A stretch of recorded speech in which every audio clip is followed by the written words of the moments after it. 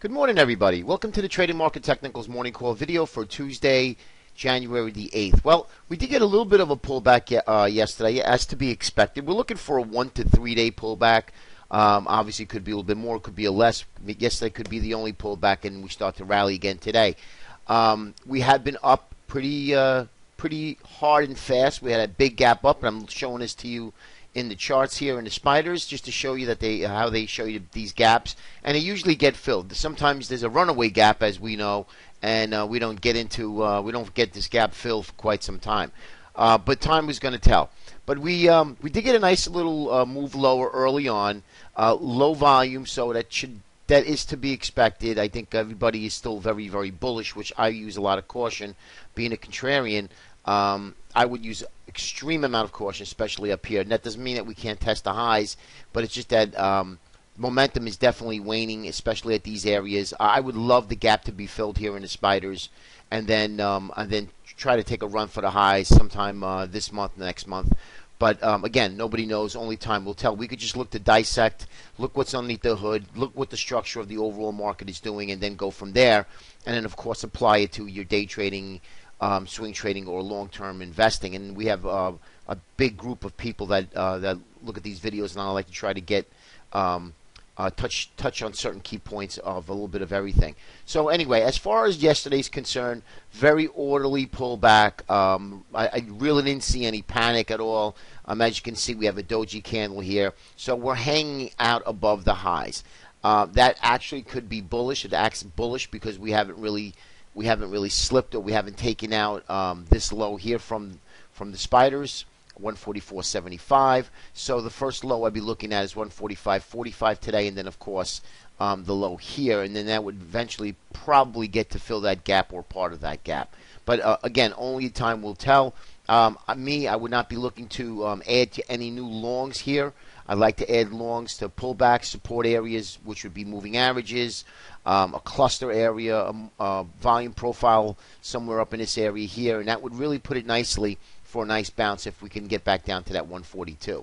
I want to take a look at just a couple of small, really nothing has changed, but what I want to do is I want to look at some comparison charts, since we do want to get a video out, and I want to kind of express where I think we might be going. The overall structure. Well, first let's look at the McClellan oscillator.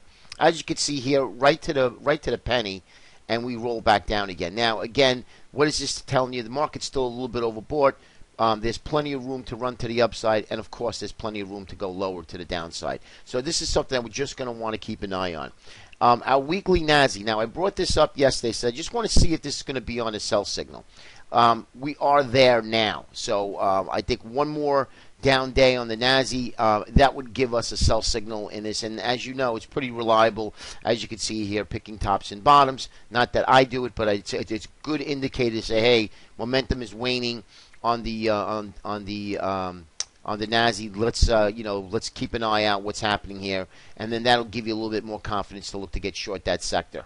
Okay, but as of right now, it's still hanging in there. It hasn't officially rolled over yet, but it looks like it will do it today if we get a little downside pressure, especially for the if Apple starts to roll over again like it did yesterday. No momentum to the upside at all, as you can see. We talked about that a couple days ago. Bullish percent really upstream here, 76%. We're way back in these areas. As you can see, when we were up in these areas, we start to roll, and we get a little bit of a pullback. And again, I think this is extremely healthy. If we were to get a pullback, you continue to climb and climb and climb, and we get to these major resistance areas, a lot of sellers come out in the woodwork, and then you get a lot of longs, late longs trapped. You get a really pretty nasty sell-off, and that's something that nobody wants to go through. So if we can get a little bit of pullback orderly in sort of a chopping fashion, I think that the markets would be really good and healthy for a nice big move, going into the end of January, maybe even February. Okay, so now let's look at our comparison charts, and I wanted to show you, and now I don't usually do the monthly, but I want to show you the monthly chart, how effective it looks right now. Here's a monthly SPX, and as you can see here, beautiful looking chart. I mean, there's no question about it, but we are coming into heavy resistance. Now, we're a little bit away. 1576 would be the high in this configuration area, but we are at 1474. That was the high. Say 1445, 1450.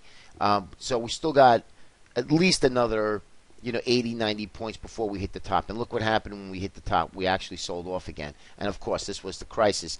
But I don't think that would happen again with all of the worldwide ECB and Federal Reserve and all the central banks printing money. I don't think that would happen. I think they would totally support it because they know what the ramifications would be. But nonetheless, guys, we are up at here. We have at least another 100 or so points to run, and then we would see what happened. But again, the structure-wise, we're above all the moving averages, is healthy.